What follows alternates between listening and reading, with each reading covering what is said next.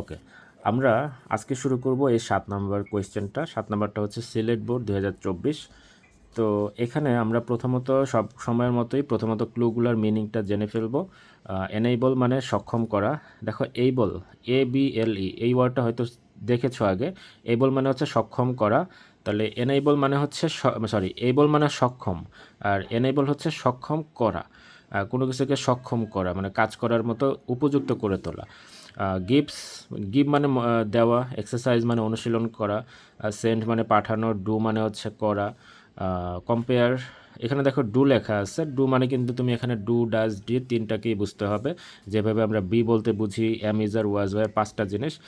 তারপর কম্পেয়ার মানে হচ্ছে তুলনা করা, তারপর মিন মানে হচ্ছে মানে অর্থ, ব্রিং মানে আনা, এতটুকুই। ব্রিং মানে আনা, যেমন তোমাকে যদি বলা হয় এক গ্লাস পানি আনো, তাহলে ওইটা হচ্ছে bring, bring me a glass of water, মানে আমার জন্য এক গ্লাস পানি নিয়ে আসো।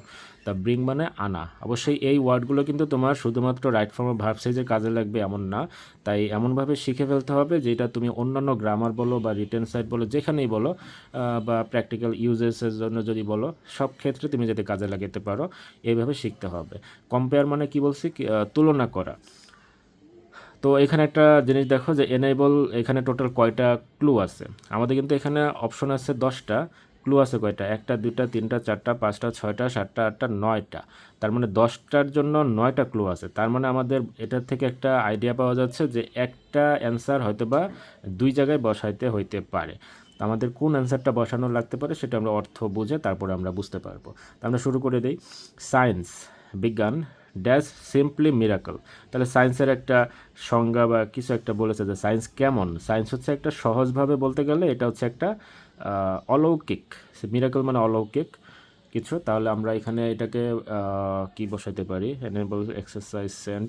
আমরা বি ভাবটাকে বসাতে পারি। সায়েন্স যেহেতু singular, science is simply miracle, science is simply miracle, মানে এটা হচ্ছে একটা সহজভাবে বা সরলভাবে একটা অলৌকিক। It dash about a change over the face of the globe.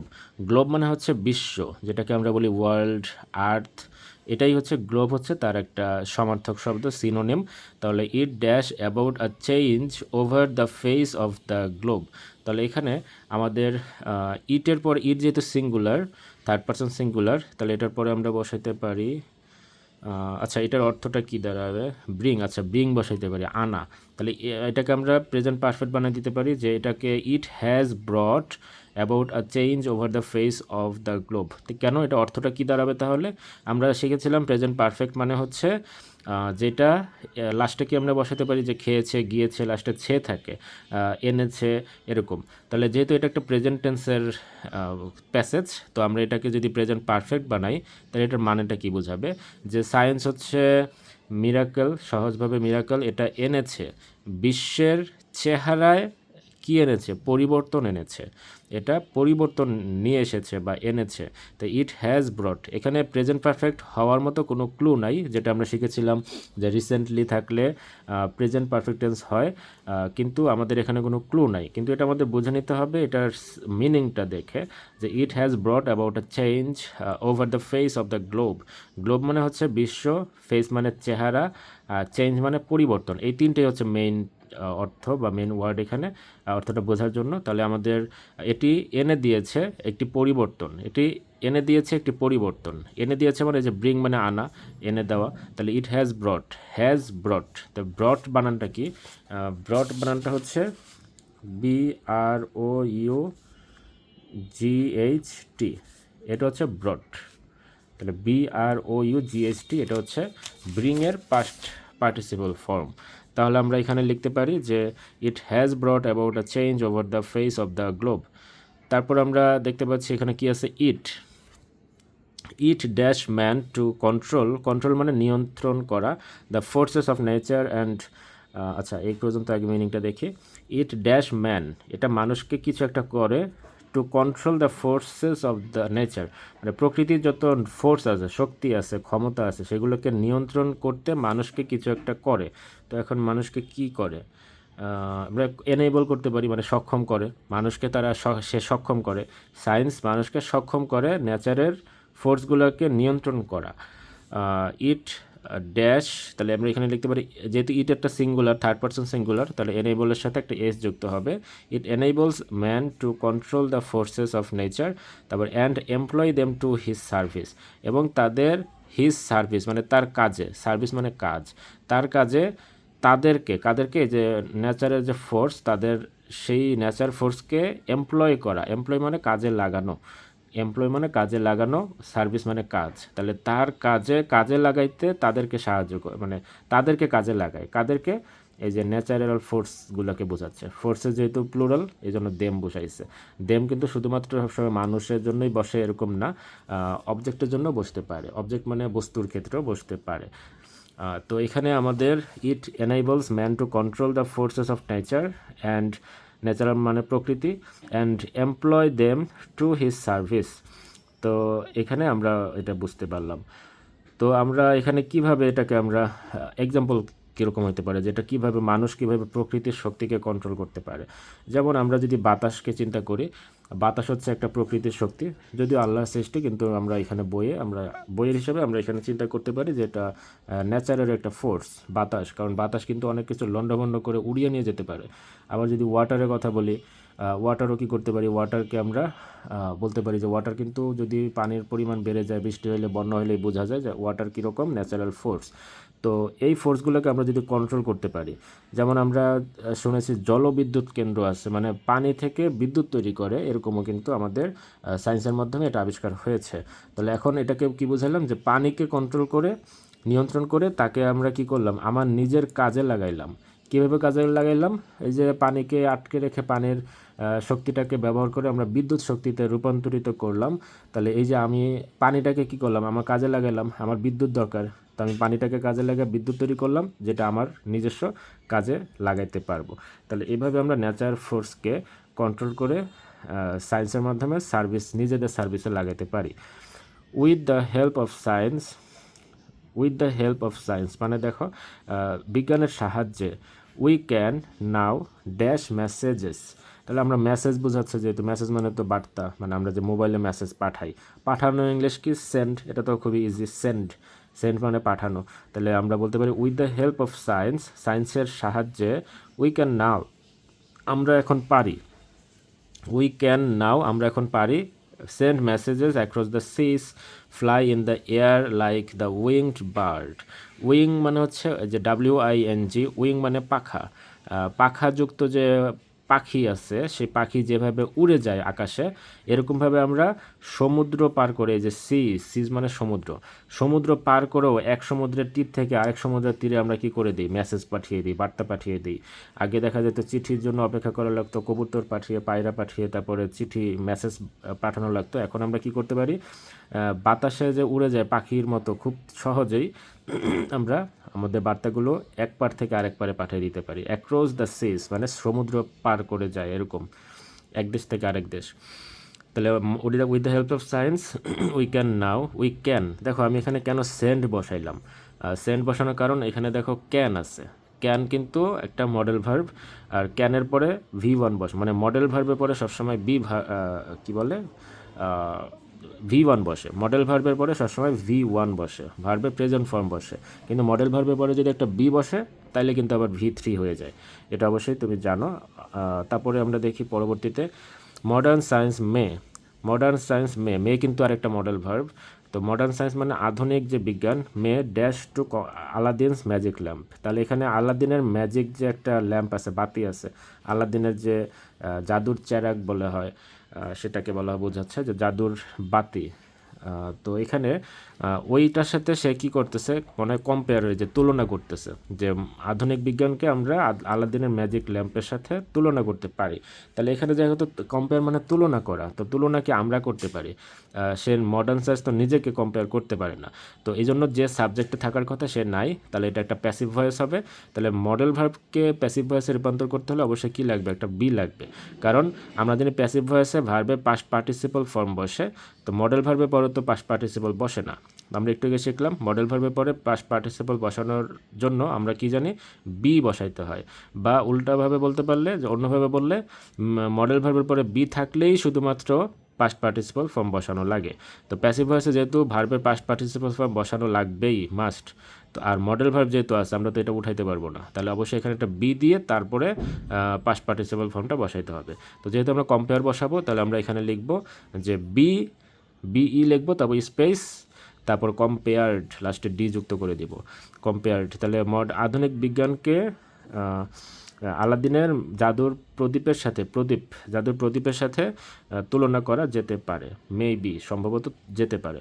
তারপর দেখি কি বলছে, cinema, radio, television, gramophone, electric fan, watch dash all the gifts of modern science. আচ্ছা, এখানে বোঝাচ্ছে যে যত গিফট আছে, উপহার আছে, মডার্ন সায়েন্সের যত উপহার আছে সেগুলোর নাম বলছে।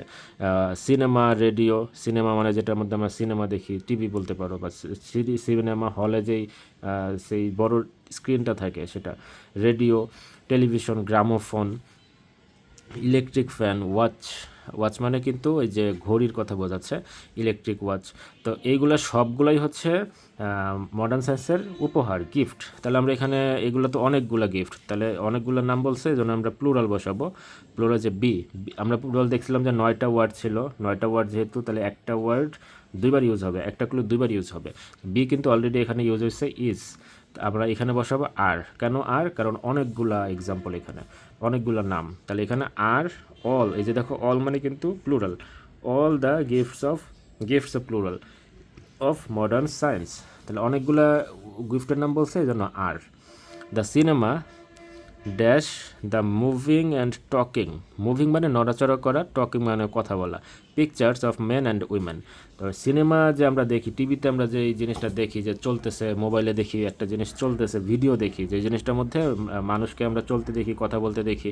তো এই যে এগুলো কি ভিতরের কাহিনী যদি আমরা দেখি, সায়েন্টিফিক বিষয়টা হচ্ছে, আমরা অনেকগুলো ছবিকে যখন মানে আমরা যখন ভিডিও করি মোবাইলের মাধ্যমে বা যে কোনো ক্যামেরার মাধ্যমে, যদি তখন আমরা ভিডিও করি, তখন ক্যামেরা কি করে, অনেকগুলো ছবি তুলে। যেমন আমরা যদি 1 মিনিট ধরে একটা ভিডিও করি, তাহলে সে 1 মিনিট ধরে প্রত্যেক মিলি সেকেন্ডে সে একটা করে ছবি তুলবে, এবং ছবি তোলার পরে ওই ছবিগুলোকে জোড়া লাগায়।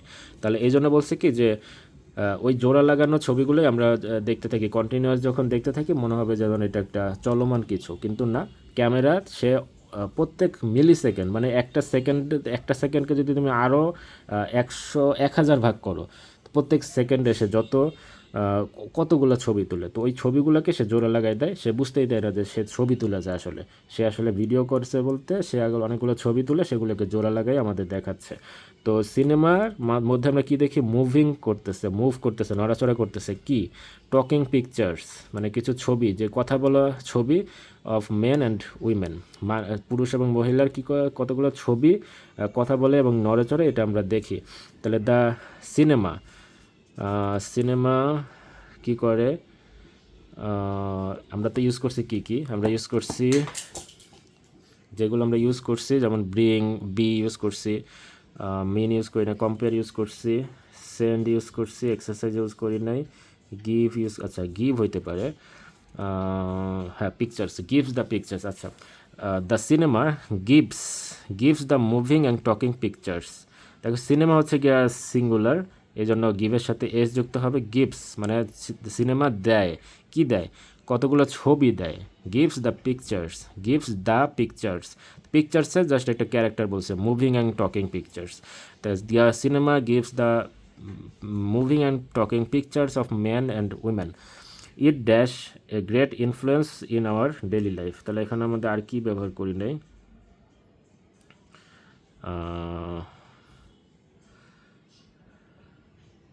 নাকি এখানে আমরা কোনো হয়তো মিন বসাইতে পারি, মিন বসালে মনে হয় এটা অর্থবহ হবে, আর গিভসটা মনে হয় এখানে বসবে, it gives a great influence, হ্যাঁ এখানে গিভসটা বসবে, কারণ এখানে গিভসটা ভালো, অর্থটা ভালো যাচ্ছে।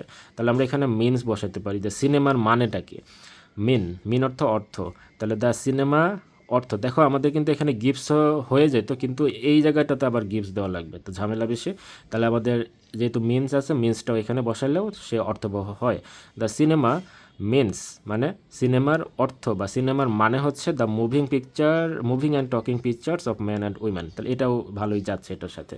The cinema means the moving and talking pictures of man and women, it gives a great influence in our daily life, মানে এটা আমাদের আমাদেরকে কি করে, একটা গ্রেট ইনফ্লুয়েন্স দেয়, আমাদের দৈনন্দিন জীবনে একটা ভালো বিশাল প্রভাব ফেলে, এটা আমাদের একটা প্রভাব ফেলে। গ্রেট ইনফ্লুয়েন্স, ইনফ্লুয়েন্স মানে প্রভাব।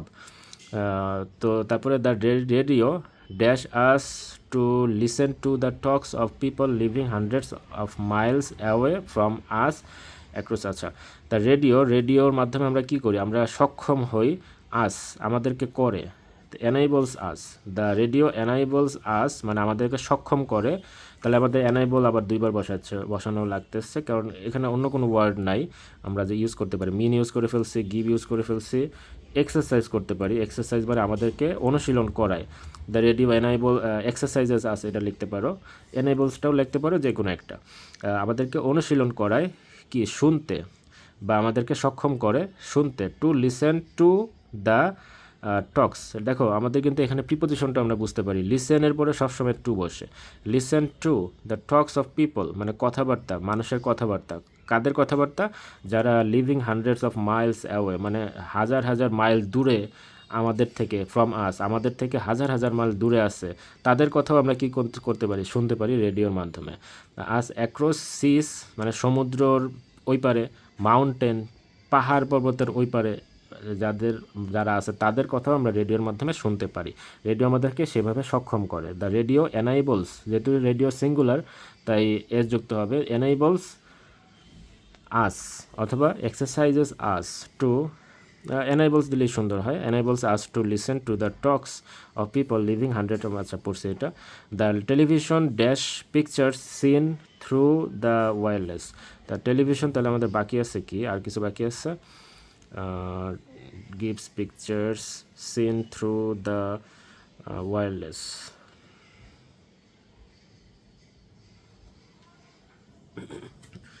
ওকে, তাহলে আমাদের এখানে আবার লাস্টেরটাও দেখা যাচ্ছে যে এটা গিভের সাথে যাচ্ছে।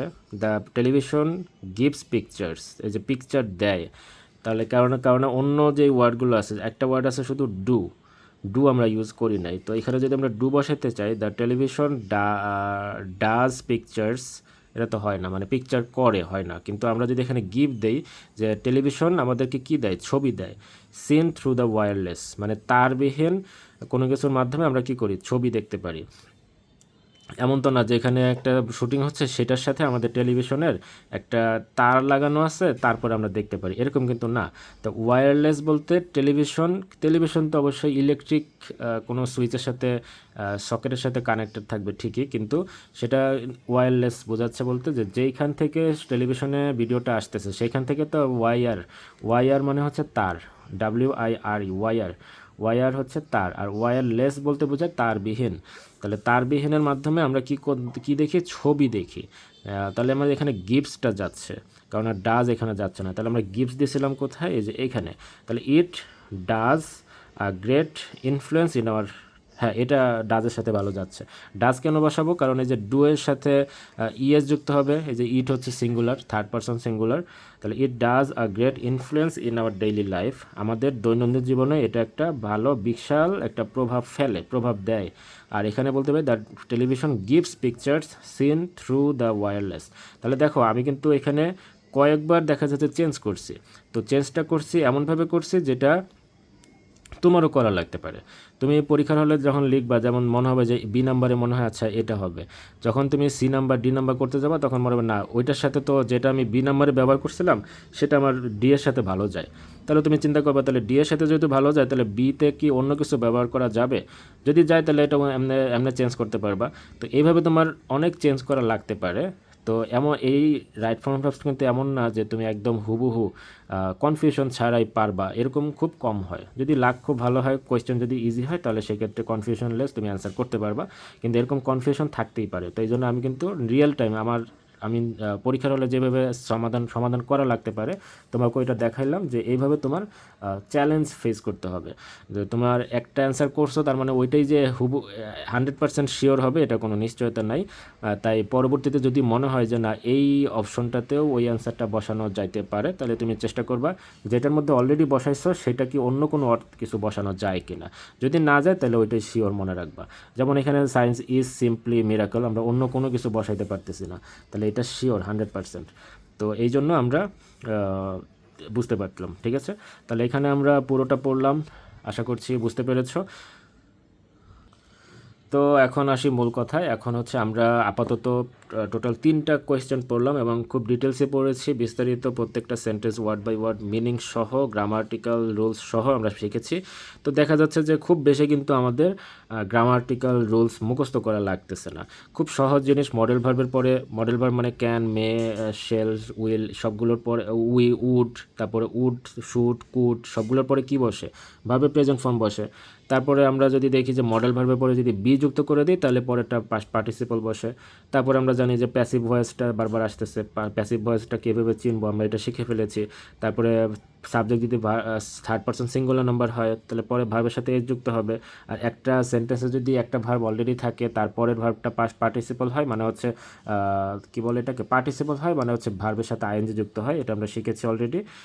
এরকমই তারপরে আমরা আরও কিছু জিনিস আছে, যেমন প্রিপোজিশনের পরে ভার্বের সাথে আইএনজি যুক্ত হয়। প্রিপোজিশন বলতে ইন, তারপরে বাই, তারপরে ফর, এই প্রিপোজিশন আফটার, বিফোর, এরপরে যদি ভার্ব থাকে এটা লিখতে পারো। এইগুলোর পরে সাথে সাথেই যদি ভার্ব থাকে তাহলে ভার্বের সাথে আইএনজি যুক্ত হবে, কিন্তু এরপরে যদি ভার্ব না থাকে সরাসরি তাহলে আবার আইএনজি যুক্ত হয় না। তাহলে এইগুলো কিন্তু তোমার রুলস, মানে যেগুলো তুমি সামনে পাবা। তো এখন তোমার মেইন টার্গেটটা কি বা মেইন জিনিসটা কি হবে? এরপরে তোমার কাজ হচ্ছে গিয়ে তুমি তোমার বইটা, এই বইটা তোমার হাতে থাকবে, আজকে আমি আসবো তো এখানে এই বইটা তোমার সাথে থাকবে, তুমি সামনে তোমার অ্যান্সার শিটও থাকবে, আমি যেগুলোতে করছি সেগুলোতে দাগায় রাখছি। তো এছাড়া বোর্ডে এসেছে, এই যে যশোর বোর্ডে 1900 এসেছে, চট্টগ্রামে 2024 এসেছে 6 নাম্বার, আরও আছে 8 নাম্বার, এগুলো সব আছে। তোমার কাজ হবে তুমি এই সবগুলো নিজে নিজে প্র্যাকটিস করবা। কীভাবে করবা? আমি অ্যান্সার শিটটা আচ্ছা তোমার কাছে অ্যান্সার শিটটা থাকবে, তো অ্যান্সার শিটটা তোমার সামনে থাকবে এরকমভাবে, অ্যান্সার শিটটা থাকবে, তুমি রিডিং পড়বা। যেমন Bangladesh is full of natural resources, এটার মিনিংটা তুমি জানার চেষ্টা করবা, যদি কোনো ওয়ার্ডের মিনিং না জানো চ্যাট জিপিটি আছে সেখানে জিজ্ঞেস করতে পারো।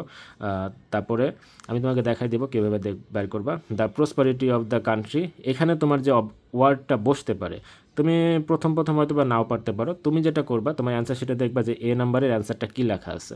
তো এই অ্যান্সারটা তুমি বুঝতেছো কি না, মানে বুঝতেছো বলতে তুমি গ্রামাটিক্যাল যে রুলসটা ফলো করে এটা বসছে তুমি কি সেটা বুঝতেছো কি না সেটা চিন্তা করবা। যদি তুমি 100% স্যাটিসফাইড থাকো যে না আমি বুঝতে পারছি এটা কেন বসছে, তো এইভাবে তুমি যত প্র্যাকটিস করবা তোমার এই রুলসগুলো আস্তে আস্তে মাথায় ঢুকে যাবে। তো পরীক্ষা হলে আমার কিন্তু টার্গেট 10-এ 10 না, টেস্ট পরীক্ষার জন্য আমার টার্গেট হচ্ছে অন্তত 4 থেকে 5 যদি এখান থেকে কারেক্ট করে আনতে পারো তাতেই আলহামদুলিল্লাহ মিনিমাম আর কি। এর মানে এই না যে 10-এ 10 পাওয়া টার্গেট থাকবে না, এরকম কিন্তু না। টার্গেট আমাদের 10-10 মানে থাকা উচিত, কিন্তু আমরা কমপক্ষে 4 থেকে 5 যদি কারেক্ট করে আনতে পারি তাই আলহামদুলিল্লাহ আপাতত টেস্ট পরীক্ষার জন্য। তো এখানে আমরা কি করব আশা করছি বুঝতে পারছো। প্রথমত তুমি প্রথম দিকে আর কি, যেমন আজকে শুরু করবা যখন প্রথম দিকে তো তোমার একটু কষ্ট হবে, সেই জন্য তুমি আগে অ্যান্সার সেটা দেখবা, যে রিডিং পড়ার পরে তারপরে এ নাম্বারে অ্যান্সার কী আছে দেখবা, দেখার পরে সেন্টেন্সটা মিলানোর চেষ্টা করবো অর্থসহ গ্রামাটিক্যাল রুলস ফলো করে। তারপরে বি নাম্বারটা যাবা, বি এর অ্যান্সারও দেখবা কী লেখা আছে। অবশ্যই শুধু অ্যান্সার দেখবা না, শুধু তুমি কী করবা আগে রিডিং পড়বা, পড়া তারপরে অ্যান্সার দেখবা এটা কি বসতে পারে, কি বসাইছে, কেন বসছে এটা বুঝতে হবে। কেন ভার্বের প্রেজেন্ট ফর্ম বসলো, কেন ভার্বের পাস্ট পার্টিসিপাল ফর্ম বসলো, কেন ভার্বের সাথে আইএনজি যুক্ত হইলো, তারপরে এই প্যাসিভ কেন হইলো, এইগুলা নিজে নিজে মাথায় যত কাজে লাগাবে তত দেখবা সহজে ধরতে পারবা। যত তুমি তাহলে এই হচ্ছে তোমার টার্গেট, আজকে থেকে তোমার টার্গেট হচ্ছে এটা, সন্ধ্যা থেকে বসবা কমপক্ষে 10টা কইরা তারপর উঠতে হবে। ওকে।